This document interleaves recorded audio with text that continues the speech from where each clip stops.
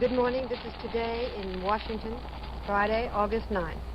The nation awaits the swearing in at noon Eastern Time of our 38th President, Gerald Ford, and the departure from political life of Richard M. Nixon.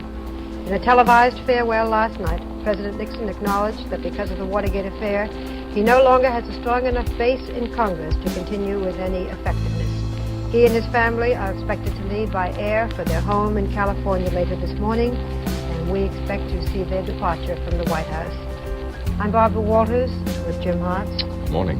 Good morning, Jim. And we will have fuller details on this momentous story in just a moment, a story that many of us are still having trouble believing actually occurred. Later in this half hour, we will look back on film at that incident, that so-called caper, seemingly so minor at the time, that led to the events which culminated last night.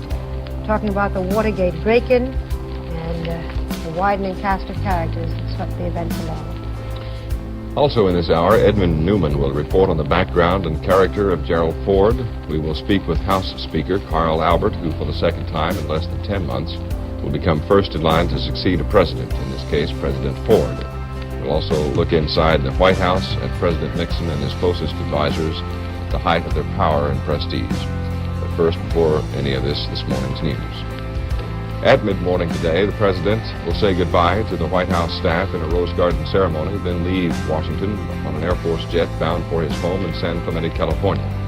His resignation as the 37th President of the United States takes effect at noon today, Eastern Time, and at that moment, in the Oval Office, Vice President Gerald Ford will be sworn in as the 38th Chief Executive.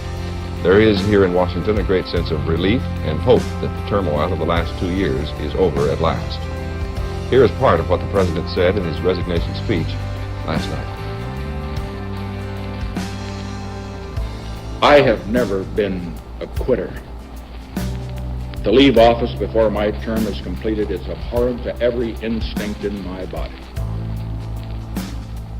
But as President, I must put the interests of America first. America needs a full-time President and a full-time Congress, particularly at this time with problems we face at home and abroad.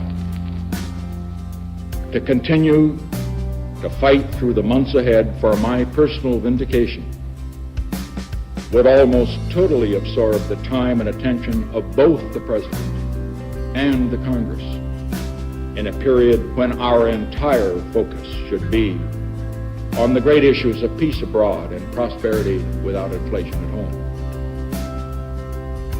Therefore, I shall resign the presidency effective at noon tomorrow.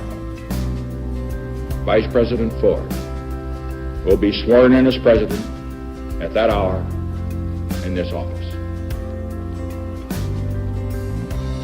The transition of power will be swift, and it would seem on the surface relatively uncomplicated. Here is more on that from NBC News White House correspondent Tom Brokaw.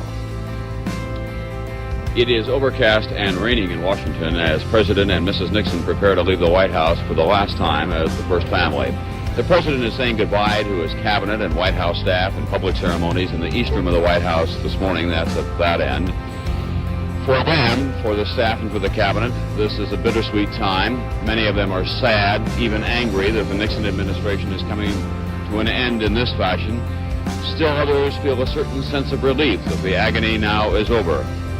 Mr. Nixon is leaving the White House as a President of the United States, and he will arrive in California as a private citizen. But judging from his remarks last night, he does not intend to leave the public arena.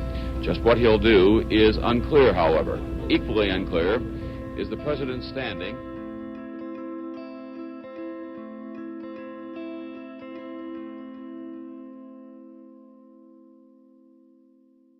The prosecution position of this country.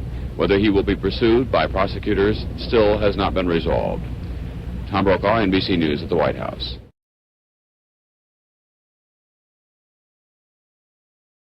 I'm not, and I don't want to be, the president of the world.